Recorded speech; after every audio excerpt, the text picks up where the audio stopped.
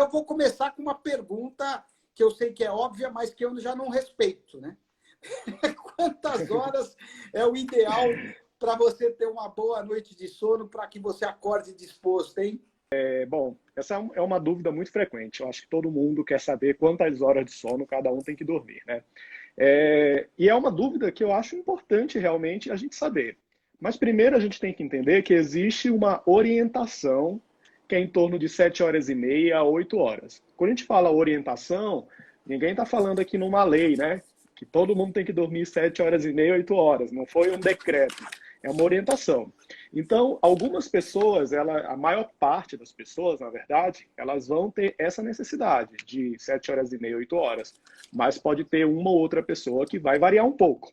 Então, tem pessoas que podem precisar um pouco menos que isso, né? E aí, geralmente, pessoas que precisam em torno de 6 horas, 6 horas e meia, e aí elas têm uma necessidade menor, como também tem pessoas que podem ter uma necessidade maior. Então, quando alguém chega para mim, Jorge, quantas horas de sono eu tenho que ter? Eu digo, bom, primeiro a gente precisa bater um papo, conversar, eu entender suas demandas para a gente poder ter uma afirmação sobre isso. O importante eu acho que uma dica prática, Fernando, é aquela pessoa que dorme e acorda descansada. Então, isso é uma dica importante. Porque durante a semana, às vezes, a gente não tem essa oportunidade de dormir até a hora que a gente quer, né? De ter muitos compromissos. Agora as pessoas estão um pouco em casa, talvez elas possam dormir um pouquinho mais. Mas no fim de semana é importante a gente observar isso e também quando a gente está de férias. Quando a gente está de férias, a gente observar qual é o próprio padrão. Nós temos uma sociedade que te exige trabalhar, produzir sempre, né? Então, a gente, se puder, tem coisas 24 horas para fazer. E aí, muitas pessoas têm dificuldade de saber qual a própria necessidade de sono. Por quê? Porque tem atividade durante o dia, às vezes faz faculdade à noite, chega em casa, já tem atividade, vai dormir 2 da manhã, 6 horas já tem que levantar, às vezes até mais cedo, para estar 7 horas no trabalho. Então, esse perfil de pessoa tem muita dificuldade de entender o próprio padrão, porque existe uma pressão externa que está desajustando isso tudo. Por isso que, para a gente entender o próprio padrão, o ideal é que ou você observar isso nas férias, que aí você tem uns 30 dias com um pouco mais de calma, né? Ou aos fins de semana. Mas às vezes nos fins de semana a pessoa gosta de sair também, né? Porque é filho de Deus. E aí fica também um pouco difícil de achar. Mas a dica é essa, você entender e acordar descansado. Se você põe o despertador e você fica a cada 5 minutos esperando o despertador tocar para você levantar da cama, talvez esteja dormindo menos do que precisa. Quem dorme menos do que o necessário tem a imunidade baixa, doutor? O que causa de baixa imunidade quem dorme mal, por exemplo? O sono da gente faz o equilíbrio de diversas funções do corpo. E uma delas é a imunidade. Então, os estudos científicos, as pesquisas mostraram que as pessoas que dormem pouco, elas têm um comprometimento dessa atividade no corpo. Então, a gente está agora lidando com uma situação muito nova, né? A gente está com um vírus que tem uma alta transmissibilidade, embora a taxa de mortalidade não seja tão alta, mas ele passa facilmente, né? Então, não é que o sono sozinho, você dormir bem, você vai estar livre, né, de todos os problemas, mas é um conjunto de coisas para você ter uma imunidade adequada. Então, você se alimentar bem, você praticar atividade física, você dormir, é um conjunto de situações que vão fazer com que o seu corpo entre em equilíbrio e, consequentemente, você tenha uma melhor qualidade de vida e possa estar melhor preparado para enfrentar as doenças. No caso, os estudos mostraram que pessoas que não dormem suficiente ou que têm uma qualidade de sono ruim porque tem outros transtornos associados, eles produziam menos defesa. Na hora que, pós uma vacinação, eles avaliaram pessoas que eram submetidas a uma mesma vacina, aquelas pessoas que estavam dormindo adequadamente, quando comparadas com as pessoas que não dormiam adequadamente, as que dormiam bem tinham uma maior quantidade de proteínas de defesa no corpo. Então, dormir não é só um desligar, viu, gente? Dormir, a gente produz muita coisa, inclusive imunidade. Então, tem que ficar atento aí para mais essa questão do sono. Dentro do quarto, quem antes de dormir assiste TV, fala no celular, ou então liga o computador, o que isso causa no organismo da pessoa ao olhar uma tela de computador, a televisão ou o celular? Fernando, a gente tem hábitos que são muito naturais para a gente, né? Porque todo mundo faz. E a gente nem questiona o porquê, né? Nem questiona se tem alguma dificuldade. Bom, a primeira questão é que boa parte das dificuldades para dormir, para iniciar o sono, elas não vêm de questões internas, falta de hormônios, falta de substância. Elas vêm de problemas externos, quando eu não tenho um ambiente adequado para o sono acontecer. E a gente precisa organizar isso de uma forma muito correta, muito segura. E uma das grandes dificuldades que as pessoas têm é o controle de luminosidade que a gente se expõe facilmente. E hoje a gente dorme com o celular do lado, né? Muitas pessoas dormem falando ao celular, né? Usando o celular, respondendo mensagem, ou dormem com a TV ligada, com o computador, o notebook no colo. Então, essas tecnologias, elas liberam um tipo de luz que a gente chama luz azul, certo? Então, a luz azul, para o nosso cérebro, ela é muito estimulante. Ela manda uma informação como se fosse dia, né? Como se fosse a luz do sol. E o que que acontece? O cérebro, em vez dele liberar a melatonina, que é um hormônio ligado a várias funções, mas uma das funções é o sono, ele atrasa isso. E as pessoas, mesmo cansadas, não vão conseguir dormir. Então, assim, uma dica muito importante, principalmente agora, né, que a gente está mais em casa, as pessoas não estão saindo à noite, então a gente fica muito tempo no celular, muito mais tempo no computador ou na TV. Isso pode ser, sim, um vilão para o seu sono. Então, se você tem dificuldade para dormir, o ideal é que mais ou menos uma hora e meia, o ideal mesmo, de verdade, que fosse 2 horas antes de dormir, você já reduzisse a exposição à luminosidade. Essa informação é muito importante para o nosso cérebro, porque a luminosidade é captada por uma estrutura, né, que é a retina, que faz parte do olho, e essa informação é direcionada lá para uma glândula que controla a liberação da melatonina. Então, se a gente dá a informação errada, a melatonina ela é muito exigente. Para ela ser liberada, ela acha assim, olha, só vou sair se tiver noite mesmo. Se não tiver noite, eu não vou sair da glândula que produz. Então, a gente precisa organizar o que é dia e o que é noite. Então, à noite, gente, além de você economizar com a energia, né, de não deixar muitas luzes ligadas, ajudar o meio ambiente, diminuir os equipamentos eletrônicos que você não está utilizando, evite próximo horário de dormir, troque esse hábito por uma boa leitura. Você pode usar uma luz amarela focada no livro. Faz esse hábito em família, às vezes, né? Que isso ajuda todo mundo, aproxima, e você está ajudando no seu sono. Legal, muito legal. Dica ótima. Estamos conversando com o Dr. Jorge Pinheiro, especialista em sono. Se você tiver a sua pergunta, faça, por favor. Você até estava falando dessa coisa, às vezes, da rotina, né? Da pessoa ser muito intensa e a pessoa não conseguir dormir. Agora que a pessoa está de quarentena, que sai bem menos, agora é importante você tentar manter uma rotina, tentar dormir até tal hora, acordar até tal hora. Isso, para quem está na quarentena, vai ajudar, doutor? É muito importante, aliás. Sabe por quê? Assim, durante o dia, nós temos diversas funções sociais que elas ajudam a organizar esse relógio que a gente tem, né?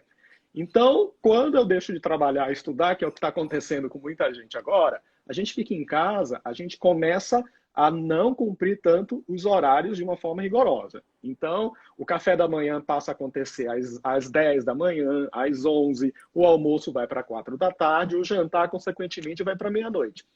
Quando você faz isso um dia, 2 dias, 3 dias, tudo bem. Mas vai chegar um momento que isso vai ficar recorrente. E quando você notar, você está trocando o dia pela noite. Você está desregulando todo esse processo. Então, a gente tem que... Primeiro que a gente está acreditando que logo, logo nós vamos poder voltar às atividades, que Deus quiser, essas questões aí do vírus serão resolvidas. A gente vai poder voltar em segurança no momento certo. Então, para a gente voltar, vai ser muito difícil para quem está nessa rotina desregulada, trocando o dia pela noite. Então, o que a gente tem que fazer? De manhã, tem que tomar sol de manhã. Abra a sua janela, toma o sol da manhã, assim como a escuridão, ela diz para o cérebro que é noite e ele libera a melatonina, a luz do sol, ela diz para o cérebro que é dia e ele libera o cortisol, que é um hormônio que faz a gente ter energia para as atividades. Então, tomar sol de manhã horários regulares para as alimentações, o café da manhã, o almoço, o jantar, mais ou menos no mesmo horário, e horário para dormir e acordar. Não pode um dia dormir 2 horas da manhã, no outro você dorme 4 horas, outro dia 9 horas da noite. Com isso vai ficar tudo muito bagunçado. E você vai ter dificuldade. E pensando que o sono é um processo que mexe com toda a nossa saúde, se você dorme no horário errado ou bagunça isso tudo, os hormônios que vão acontecer durante o sono, eles também vão desorganizar. E aí você pode ter consequências na sua imunidade, no seu controle de pressão arterial, no açúcar no sangue, no controle do ritmo cardíaco, uma série de questões que estão diretamente ligadas ao sono de má qualidade. Então a gente precisa realmente ter um olhar para o sono. Antigamente não se falava muito sobre isso, Fernando. Confesso assim que é algo dos últimos anos que as pesquisas têm reforçado. Apesar da medicina do sono como uma área de atuação da medicina, ela já tem pesquisas aí há muitos anos, está no Brasil há mais de 30 anos já estabelecida, mas é algo que a gente cada vez mais está buscando trazer informação para as pessoas da importância disso. Porque como no sono a gente está dormindo, a gente não lembra muito bem o que acontece, a gente não costuma valorizar, né? A gente só valoriza o que a gente sabe, o que a gente está percebendo. Inclusive, você falou isso, tem até uma pergunta que casa direitinho da Patrícia Delmório, porque muitas vezes não nos lembramos do que sonhamos? Essa é uma pergunta muito, muito legal. Porque a gente tem a ideia que eu preciso sempre lembrar dos sonhos. Mas, na verdade, essa relação não existe da gente lembrar dos sonhos. Então, eu vou responder fazendo uma outra pergunta. Todo mundo sonha? Todo mundo sonha. Então, respondendo, todo mundo sonha. Tá? Só que a gente só lembra do sonho quando a gente tem um despertar, mesmo que seja um despertar muito curto, que dure assim segundos, que a gente não consiga nem guardar na nossa memória esse despertar. Aí a gente lembra do sonho. Então, os sonhos, eles acontecem praticamente durante toda a noite, mas tem uma fase do sono que a gente chama de sono REM, que lá acontece a maior parte desses sonhos. É lá que a gente faz um backup cerebral. O sonho, ele funciona como uma espécie de backup cerebral, né? A gente tem informações lá que nós adquirimos durante o dia e tem informações que estão guardadas lá no cérebro. Então, o que ele faz? Nossa, aquilo que eu não uso, eu vou tirar. E eu vou substituir por coisas novas. Por isso que dormir bem é muito bom para o aprendizado. Quem não dorme bem tem uma dificuldade maior de armazenamento de informações, memória e tudo mais. Então, a gente costuma ter mais ou menos umas 3, 4 etapas de sono REM durante a noite. Ela não acontece toda de uma vez. E a etapa maior é exatamente no final da madrugada para o começo da manhã. Por isso que, às vezes, quando a gente desperta no meio, por exemplo, o despertador tocou ali, a gente costuma lembrar mais dos sonhos. Então, se você não lembra dos sonhos, não significa que seja problema de saúde. Pelo contrário, pode ser que você esteja dormindo tão bem que aí você não tem nem um pequeno despertar que possa fazer você lembrar do seu sonho. Então, não fique preocupada, tá, Patrícia? Que isso é bem tranquilo. Que interessante, doutor, muito interessante. E até um pouco em cima disso, meu pai, Américo José Fontana, ele pergunta assim, a premonição é verdadeira no sonho? Isso acontece? Bom, seu Quando isso Américo, acontece?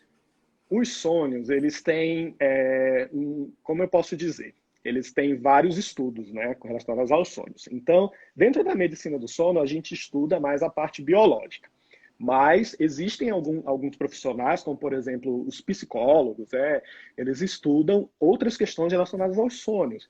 Desde sonhos premonitórios, desde sonhos que resgatam situações do passado, que eu não lembro quando eu estou, digamos assim, acordado. Então, os sonhos, eles podem manifestar muitas coisas. Algumas culturas acreditavam que os sonhos era uma porta de acesso ao mundo espiritual. Então você acessava informações e situações, e às vezes, até por exemplo, quando a gente perdia um ente querido, alguma coisa assim, as pessoas achavam durante o sonho, os sonhos, era um momento que você poderia ter contato com essas pessoas. Bom, isso envolve uma série de questões, né? Então envolve questões científicas e questões espirituais, de cunho religioso, e que assim, a ciência tem estudado bastante. Um dos grandes estudiosos dos sonhos foi um cara que ele fez psiquiatria e se apaixonou por isso, que foi Jung. E Jung, ele estudou muito os sonhos, ele traz uma outra visão, e ele até fez uma contraposição a um outro cara que estudou muito essa parte da psicanálise, que é o pai da psicanálise, que foi Freud, né? Então, eles fizeram um contraponto ali. Eles não eram, apesar de serem amigos, mas eles tinham ideias opostas. Então, o importante é a gente entender que o sonho, se ele te traz uma mensagem recorrente, da mesma forma, se essa mensagem te traz algum desconforto emocional, alguma situação, sinal de que tem alguma coisa que não está muito clara para você. Às vezes nós passamos situações que fazem com que a gente aquilo seja um tipo de estresse traumático, alguma situação, e que por algum motivo o meu cérebro diz assim, eu vou apagar de forma consciente da cabeça dele para proteger do sofrimento. E às vezes aquilo que está escondido ali, né? Então, como durante o sono, principalmente no sono REM, é como se fosse um vulcão, né? Aquilo começa a se movimentar, então a gente traz informações que estavam guardadas lá e aparece através de um sonho de conteúdo repetitivo e que traz algum desconforto emocional. Se isso está acontecendo, é bom você conversar com um psicólogo para poder fazer algum tipo de avaliação, que às vezes tem algo que não está muito bem trabalhado. E os sonhos, eles servem isso também, para trabalhar um pouco as nossas emoções. Doutor, tomar melatonina, né? As pessoas às vezes têm dificuldade de dormir, toma melatonina. É bom, vicia, o que você pode falar da melatonina? Bom, antes de entrar diretamente, as pessoas podem achar, não, ele vai falar que não serve, porque senão vai tirar o emprego dele, né? Porque a melatonina, a melatonina resolve tudo do sono, eu já li não sei aonde, notícias. Então vamos lá, gente. Melatonina é um hormônio, tá? Um hormônio, o que que seria isso? É uma substância que ela vai agir em determinado órgão para executar uma função. Então a melatonina ela é um hormônio que ela age em vários órgãos. Não é só relacionado ao sono. Na verdade, a melatonina ela começou a ser descoberta que também ela faz uma ação no sono, mas ela fazia muitas outras coisas, tá? Ela atua em radicais livres, até questões muito importantes da regulação do nosso sistema cardiovascular, a melatonina tem relação. Então, a melatonina, ela é muito importante. E é importante por quê? Porque a principal função dela é organizar esse relógio biológico que a gente tem. Que aí conta tudo, né? Horários de alimentação, horário de dormir, horário de acordar. Então, a melatonina ela tem essa ação. Durante o dia, a melatonina no nosso corpo, ela está numa concentração mais baixa, tá? Por quê? Porque ela tem uma relação muito grande com essa questão do sono. Quando chega no final da tarde, conforme a escuridão vai acontecendo e meu cérebro capta essa informação, a melatonina começa a ser liberada gradualmente. Ela não é liberada toda de uma vez, porque não é assim que funciona. E no meio da madrugada, ela atinge o ponto máximo dela, da concentração no nosso corpo. A partir de então, ela começa a reduzir. Então, é importante a gente entender que se prega aí nas mídias e tudo mais, que a melatonina, ela e até alguns profissionais falam isso, né? Que a melatonina ela é a solução para os problemas do sono, né? Mas o que eu posso falar é que são pouquíssimos casos em que as pessoas têm uma deficiência na produção de melatonina. Então, se eu produzo melatonina na quantidade certa, por que eu tenho que colocar mais? É igual um carro, né, que atingiu a sua quantidade de gasolina, mas eu estou colocando mais. Então, aquilo pode me trazer alguns malefícios. O que a gente percebe? As pessoas que usam melatonina em doses elevadas e no horário inadequado, elas têm mais pesadelos, essas pessoas têm mais sonolência durante o dia, e, na verdade, quando era para elas terem uma melhor qualidade de sono. Porque boa parte das pessoas usam em doses muito maiores do que necessitam realmente. As doses que são vendidas, no Brasil só é vendido sob receita médica em farmácia de manipulação. Mas fora do país, você encontra facilmente em qualquer lugar, mas é em qualquer lugar mesmo. Até numa banca de revista você encontra. Só que ela é vendida como se fosse um polivitamínico, né? Então, as pessoas acham que não tem nenhum problema, posso estar usando, está tranquilo. Mas, na verdade, não. Ela pode, sim, trazer algumas repercussões. Então, antes de usar, sempre converse com o seu médico, sempre. Não é uma reserva de mercado, não é isso. É porque tem situações que podem trazer prejuízo, viu? Então, são poucos casos que realmente as pessoas precisam usar. Porque sempre, pelo menos as vezes que eu tomei uma vez ou outra, não tomei sempre, me deu pesadelo. Eu fiquei com Sim. pesadelo, acordei muito mal, inclusive, todas as vezes que eu tomei melatonina. Tem algumas pessoas, sim. Na verdade, boa parte das pessoas. Por quê? As doses que são vendidas são doses muito superiores ao que a gente, na prática, quando os pacientes precisam, a gente começa com doses muito pequenininhas. E às vezes você usar melatonina em dose mais alta, ela tem esse efeito de pesadelo. E o importante é a gente também lembrar que não adianta só, eu vou tomar melatonina, né? Eu preciso tomar no momento certo, e aí vem uma questão de avaliar qual é o ritmo de cada pessoa e a indicação real de tomar. E em segundo lugar, a gente não adianta eu tomar melatonina ou tomar qualquer remédio para o sono se eu não mudo os hábitos inadequados. Se eu não desapego do celular, se eu não diminuo a luminosidade, se eu não tenho um quarto que seja adequado para o meu sono, não adianta eu mudar essas questões, eu tentar outras formas de tratamento se eu não mudo essas questões. Então é muito importante a gente estar atento para hábitos, porque antes de tudo, uma das primeiras coisas que a gente faz quando o paciente chega é a gente identificar fatores, hábitos, e isso desde o momento que o paciente acorda até o momento que ele vai dormir. A gente tem que avaliar o dia e a noite, tudo que está acontecendo. Aí, após a correção de hábitos, a gente vê o que se vai ser necessário ou não medicamento. Hoje, a gente sabe, eu não sou contra o uso de medicamento para dormir, de forma nenhuma, mas o medicamento para dormir, ele tem que ser com indicação médica, por um menor tempo possível, nunca usar o medicamento da mãe, da tia, né? Porque fulano usa e dormiu, porque às vezes para o seu corpo ele vai ter uma ação diferente. Tem medicamentos para dormir que podem dar alucinação, que podem dar agitação, uma série de outras coisas. Então, cada pessoa pode responder de uma forma diferente. Além do mais, nem todos os medicamentos para o sono eles vão agir na mesma situação.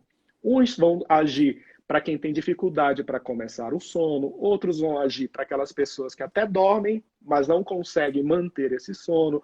Então a gente precisa ter um pouco mais de cuidado, porque remédio sempre é remédio, né? Nunca está isento de efeitos adversos. É isso aí. Estamos conversando com o doutor Jorge Pinheiro, especialista em medicina do sono, que está explicando para a gente, dando várias dicas importantes. Doutor, comer muito antes de dormir dá pesadelo? Isso é fake ou é verdade? Comer muito atrapalha bastante o sono, tá? Ele causa o que a gente chama de fragmentação do sono, porque a gente pode estar despertando mais vezes, nem sempre tendo memória disso. Imagina que a gente precisa, para digerir uma feijoada, né? Então a gente precisa de mais energia aí para poder fazer o metabolismo de uma refeição gordurosa. Então, se eu faço isso próximo ao horário de dormir, isso vai atrapalhar meu sono. Até porque quanto mais o alimento fica ali no estômago, mais tempo ele precisa estar, maior a chance de eu ter refluxo. E o refluxo é uma causa importante de despertares durante a noite. Além do mais, alguns alimentos, eles podem até prejudicar o sono. Saiu uma pesquisa bem recente falando exatamente de os carboidratos, né, com muito açúcar. Então, são alimentos que eles podem favorecer a insônia. Então, é importante a gente entender. A gente encontra isso, doutor? Em que alimentos, Olha, exatamente? as massas, os pães brancos, os doces, a gente encontra esses carboidratos. Então, às vezes a gente vai comer uma massa e aí depois tem a sobremesa, tem um pudim, né? Então, é muito carboidrato numa só refeição. Pelo contrário, os alimentos como as verduras, os legumes, as carnes brancas, elas favorecem que esse sono aconteça de uma forma mais agradável. Além deles não interferirem no açúcar no sangue, eles também têm uma digestão mais simples, sem exigir tanta demanda do corpo. Então, comer muito atrapalha a qualidade do seu sono e pode sim causar pesadelo. Exatamente. Legal, doutor. Estamos falando com o doutor Jorge Pinheiro, especialista em medicina do sono. Café. Eu adoro café. Tomo vários durante o dia.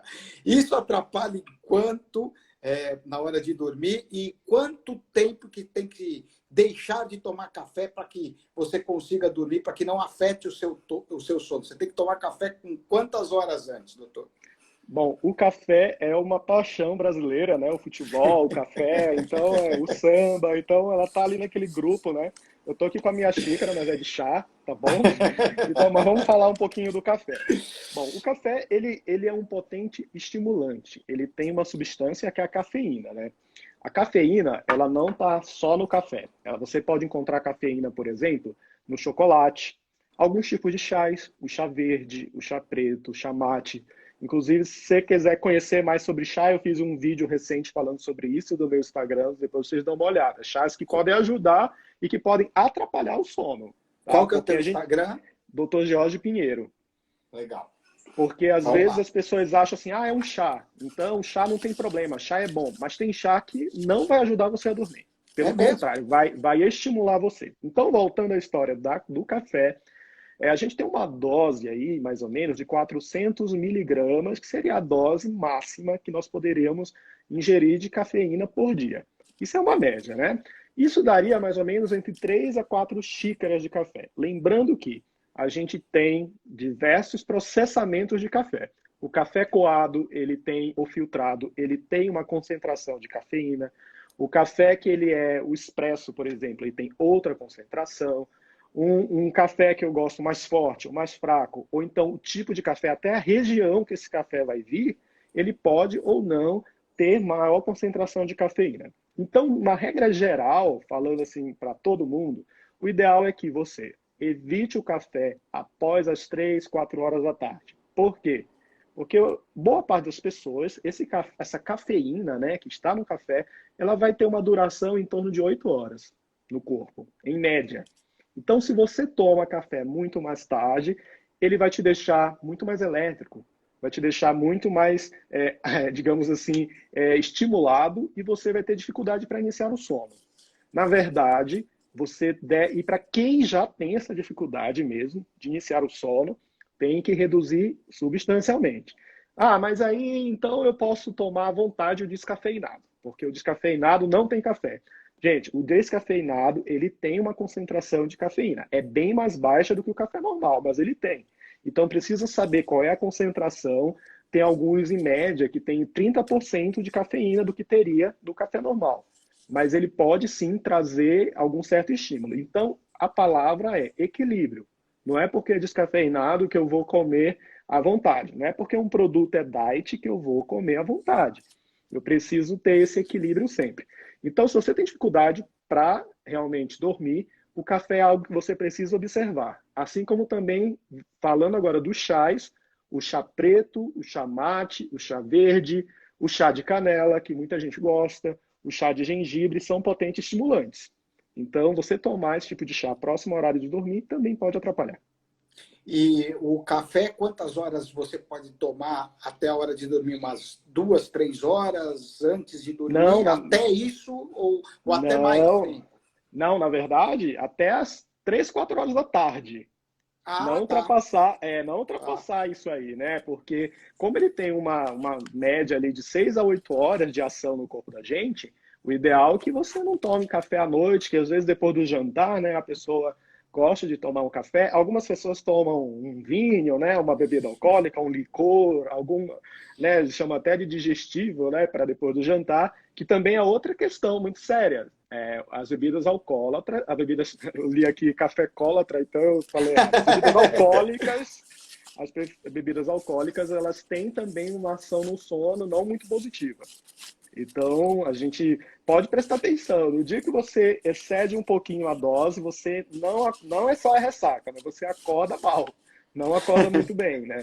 Porque, primeiro que ingerir bebida alcoólica, ele realmente ajuda você a dormir um pouco mais cedo, né? Uhum. Porque ele tem essa ação, mas é um sono de ruim qualidade, não é um sono bom. Ele inibe algumas fases do sono, principalmente o sono REM, que é aquele sono que a gente já conversou, que está responsável pelos sonhos, pela memória, pela cognição, né? Pela minha concentração no dia seguinte. Então, quando a gente bebe próximo ao horário de dormir, a gente tem um sono de pior qualidade. Então, tem que ficar atento a isso. São coisas tão, digamos assim, banais que a gente faz assim porque ninguém nunca parou para analisar se eu devo ou não fazer isso. Por isso que eu acho que é importante esse canal que chega até a casa das pessoas, que está ali dentro, né, no dia a dia, que às vezes uma dica simples dessa pode mudar completamente a qualidade do sono de quem está ouvindo, né, Fernando? Com certeza, doutor. Estamos conversando com o doutor Jorge Pinheiro, especialista em medicina do sono. Doutor, Guaraná, Coca-Cola é o mesmo processo do café, a mesma coisa também, porque o Guaraná também é um Sim. estimulante, né? As pessoas usam, né, até algumas cápsulas de concentrado de guaraná quando querem estudar, quando vão fazer uma viagem, né? Inclusive, é muito bom a gente tocar nesse assunto de viagem, né? Porque as pessoas costumam, por exemplo, tomar uma dose excessiva de café, até levam uma garrafa de café na viagem, né? Ou então, chegou um feriadão, né? Vou lembrando aí a época de pré-pandemia, né? Que as pessoas poderiam ir à praia, ao litoral, e aí as pessoas, vou evitar o trânsito, eu vou sair 3 horas da manhã. Gente, isso é muito, muito, muito perigoso. Não sei se as pessoas já se tocaram que a principal causa de acidentes de trânsito no Brasil não é bebida alcoólica. Bebida alcoólica é a segunda. A primeira é dormir no volante. E aí, o que a gente faz, né? A gente põe todas as pessoas queridas, né? Os filhos, a esposa, a mãe, põe todo mundo dentro do carro e eu vou dirigir acordando 2, 3 horas da manhã para poder chegar, sei lá, dirigir durante 4 horas. Então, eu estou expondo todas as pessoas a um risco iminente de um acidente potencialmente grave. Então, o que acontece? Se você precisa viajar e precisa ser na madrugada, você tem que dormir um pouco antes.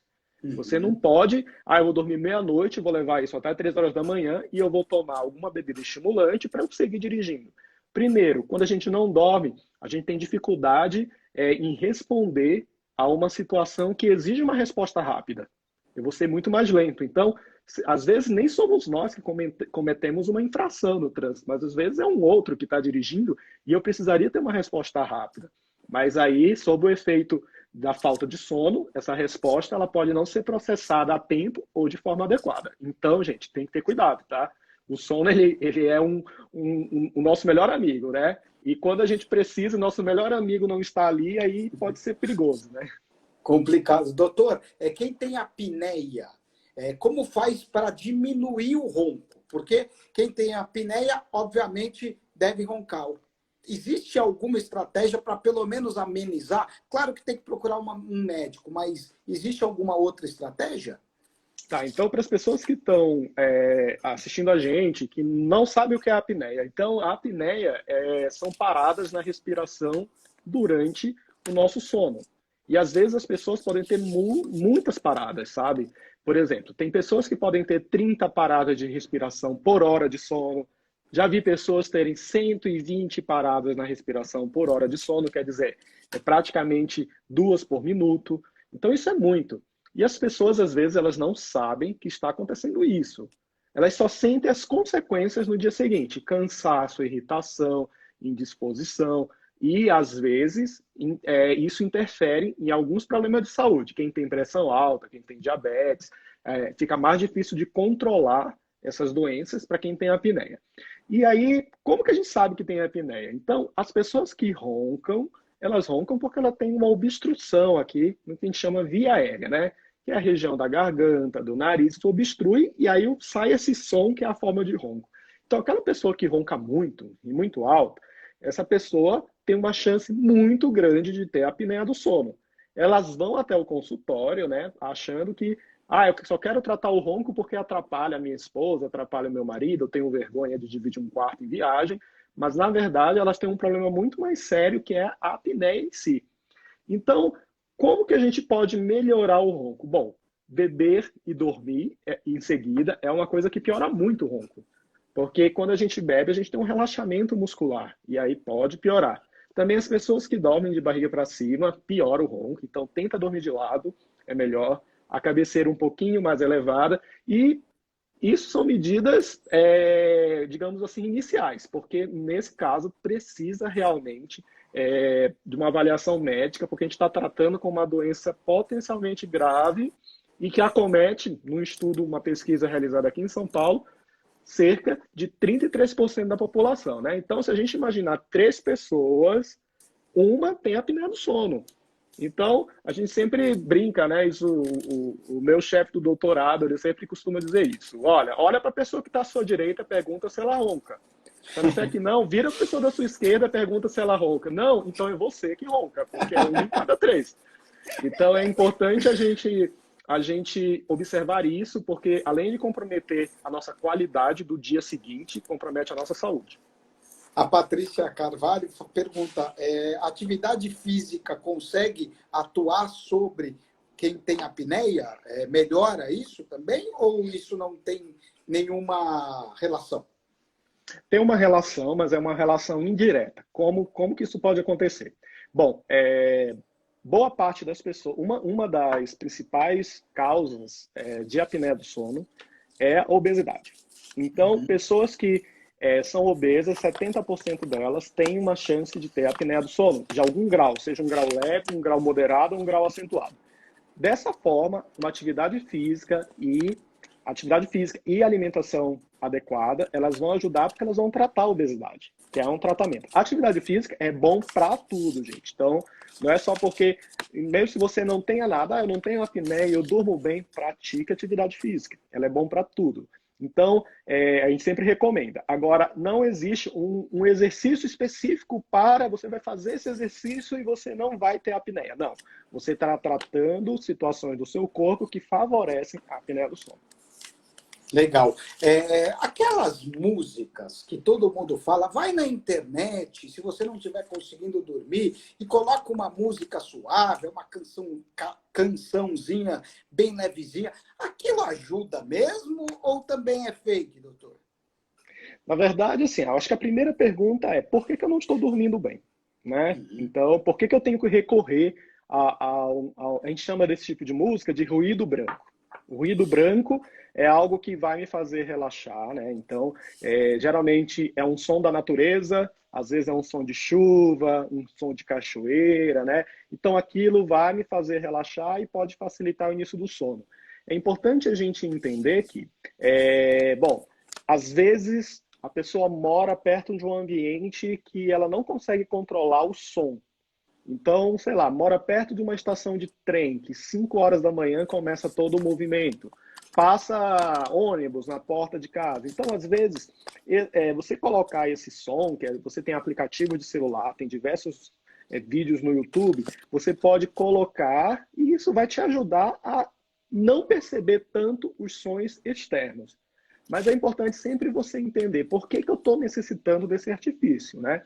Não é que seja errado, mas é para a gente, às vezes, ajustar algumas coisas que não estão tão claras assim para a gente, né? Então, a gente precisa ficar um pouco mais atento. Isso já aconteceu comigo, doutor, e eu acredito que já deva ter acontecido com outras pessoas também. Estamos conversando com o doutor Jorge Pinheiro, especialista em medicina do sono, dando várias dicas importantes para a gente. Muitas vezes eu estou com sono, não vou dormir, e depois de uns 20 minutos, ou não vou dormir porque estou fazendo alguma coisa, ou lendo um livro, eu falo, vou esperar mais um pouquinho para terminar pelo menos esse capítulo, enfim. Não vou dormir, e aí, quando eu vou dormir, depois de uns 20 minutos, passa aquela sonolência, eu não sinto mais. Por que isso acontece, hein? E qual é a melhor maneira de se evitar? É dormir na hora mesmo? Bom, isso envolve um conceito que é muito importante, que o sono da gente ele é construído ao longo do dia. Então, tudo que eu faço, ele vai colaborar positivamente ou negativamente para o meu sono. Então, imagina que por volta, depois de um dia de trabalho intenso, aí vai chegando 6 da tarde, 7 da noite, 8, o meu corpo já cansou, né, de todas as atividades. Então, isso acontece porque o nosso corpo vai acumulando uma substância chamada adenosina. E a função dela é exatamente isso, te dar o cansaço para você parar e para você realmente descansar. E a adenosina, ela pode me dar uma leve sonolência. E às vezes é aquela sonolência que eu chego em casa, 8 horas da noite, e eu sento no sofá e lá eu tiro aquele cochilo e daqui a pouco de 20 minutos eu tô ótimo. né? Eu consumi toda essa adenosina. Imagina, lembra daquela maratona 4 por 100, né? Não sei se todo mundo conhece, que são 4 maratonistas que um vai passando um bastão para o outro. Então, o resultado final dessa maratona só é positivo se todos agirem de forma sincronizada, no mesmo tempo, né? Um colaborando com o outro. Então, para o sono acontecer, é mais ou menos isso. Durante o dia, eu vou ficando cansado, tenho essa substância adenosina no corpo. Quando chega a noite, ela me dá o cansaço, mas não é para eu dormir logo com ela. É só para ela me dar uma sensação para eu parar, para eu fazer minhas últimas atividades do dia, ir para o meu quarto e ela vai passar o bastão para a melatonina começar a agir. Só que, se eu tiro um cochilinho ali no sofá, eu quebro essa sincronia entre a adenosina e a melatonina. E aí eu vou ter dificuldade para iniciar o sono. A mesma coisa se eu chego em casa 8 horas da noite, e aí eu nem tiro um cochilo, mas aí eu tomo uma xícara de café bem cheia. Ou então, se eu faço, eu tomo 2 copos de Coca-Cola, né? Que são bebidas cafeinadas, como uma barra de chocolate, que são alimentos estimulantes. Então, ela vai diminuir a ação dessa adenosina e vai me deixar mais elétrico. Então, é importante a gente observar o que a gente está fazendo ali que está desregulando isso. A Isadora Frota mandou uma mensagem aqui dizendo que ela sempre recorre à meditação noturna. Isso está ajudando muito ela a dormir, além da música também, mas a meditação é importante fazer, doutor? Meditação é um instrumento cientificamente comprovado para diversas questões da nossa saúde. Porque a meditação, ela atua no controle de pensamentos, no controle da respiração. E assim, para a gente dormir não é chegar lá como tem um botão do celular que eu ligo e desligo. Então, às vezes, a gente traz toda aquela carga do nosso dia, né?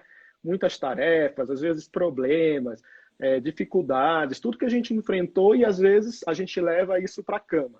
Então, meditar é um autoconhecimento, né? Meditar, a gente está controlando funções do nosso corpo que durante o dia a gente não dá uma devida observação para isso. Então, é o momento de você parar, de você respirar, tem uma troca gasosa importante, né? Que aí vai oxigenar mais o seu cérebro, a forma como você respira. Porque respirar parece tão natural, né? Mas às vezes a gente respira muito errado. E a meditação te proporciona isso. Então, meditação, ela é um instrumento realmente comprovado, inclusive para o sono, tá? Foi feita uma pesquisa aqui em São Paulo, e eles pegaram mulheres que estavam lá nesse período pós-menopausa, que também tem muitos problemas de sono, e boa parte dessas mulheres, elas usavam remédio para dormir. Então, o que eles fizeram? Eles começaram gradativamente a retirar, diminuindo progressivamente a dose e estimulando a prática de meditação. Essas mulheres, elas foram incluídas num programa de meditação. O que se percebeu? Que apenas 20% das mulheres que estavam nessa pesquisa mantiveram o uso de medicamentos quanto antes. Então, mostrando a importância. Então, assim, é menos remédio, mais autoconhecimento, mais controle da sua respiração, dos seus pensamentos. Então, assim, é uma prática que é recomendada assim. O doutor, a criança ela tem muito mais energia que a gente. E eu imagino, eu não tenho filhos, mas nessa quarentena, as mães, os pais, eles devem estar com uma dificuldade de fazer o menino dormir. Como fazer? Que dica que você dá para quem tem criança que está elétrica, que precisa colocar a criança para dormir, ela não dorme de jeito nenhum?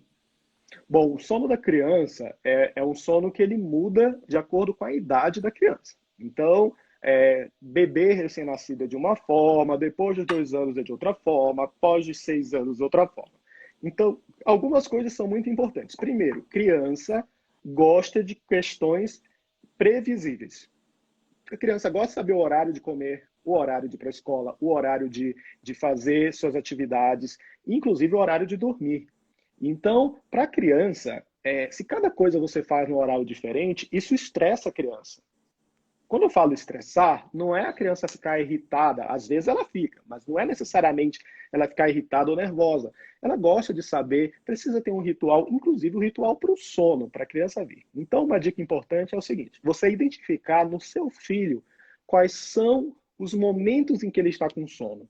Principalmente nas criancinhas menores, que já não se comunicam tanto, às vezes é um coçar de olhos, às vezes é uma irritação leve. Então, esse é o momento da criança ir para a cama. A gente passa a oportunidade e aí a criança, ela se estressa com isso. E aí ela libera substâncias que deixam ela mais elétrica. Lembrando que as crianças, elas têm um padrão de sono diferente da gente. Então a criança, ela precisa dormir, tirar pelo menos um cochilo à tarde, dependendo da idade. Tem idade que precisa até de mais de 1, 2, 3 cochilos durante o dia. É importante a gente saber isso porque muitas vezes quando a criança não dorme à noite, qual que é a primeira dica que o vizinho, o colega dá, né? Não deixa dormir à tarde. E isso às vezes tem um efeito totalmente contrário. A criança chega à noite, ela fica um vulcão de elétrica e não consegue mais dormir. Então, assim, lógico que não é um cochilo que comece lá no Jornal Hoje e vai terminar no Jornal Nacional, né? Um cochilo prolongado, mas é um cochilo que precisa ser tirado. Então, assim, não dá para dizer para todas as crianças, porque muda realmente conforme a faixa etária e conforme os padrões. Mas criança tem que ter rotina. E outra coisa, as crianças liberam melatonina muito mais cedo que nos adultos. Então não tem essa história de criança 11 horas da noite tá acordada. Não tem isso. Criança tem que dormir mais cedo. Criança precisa. Sabe aquele conselho que a mãe da gente dizia? Vai dormir para você crescer? Isso é verdade. A gente produz um hormônio chamado hormônio de crescimento durante o sono. E quando eu falo crescimento, não é só crescimento de estatura. É produção de células de defesa, produção de substâncias importantes para o corpo. Então, esse hormônio regula diversas funções. E ele é liberado durante o sono. Se a gente não dorme bem, a gente tem o comprometimento de muitas funções. Então, criança tem que ter essa atenção, rotina, o horário para jantar. Então, a criança, parece até um truque de mágica, né? Quando a criança tem regularidade, ela já sabe, ela vai jantar, ela vai, sei lá, ela vai tomar o banho, vai jantar, vai escovar os dentes, vai ouvir a historinha. Quando você olha, a criança já está dormindo. Não é mágica, gente, é rotina, é organização. Eu sei que nós estamos vivendo um período muito difícil. E assim, as mães, né, não tá fácil para os pais e para as mães, né? Às vezes tem família que tem 2, 3 crianças e que demandam muita energia, mas vai ser muito pior se as crianças não dormirem adequadamente. Então tem que ficar atento aí que sono é importante para tudo isso. Para quem tem uma criança especial, por exemplo, né? No caso de uma criança que tem autismo, ou até um próprio adulto que tem algum tipo de problema, qual é a regrinha? Porque eles também têm um pouquinho de dificuldade de dormir, né? Sim. No caso dos autistas, em particular, eles têm um padrão de sono diferente do nosso. E muitas vezes eles precisam de um acompanhamento médico e alguns tratamentos específicos para melhorar isso, né?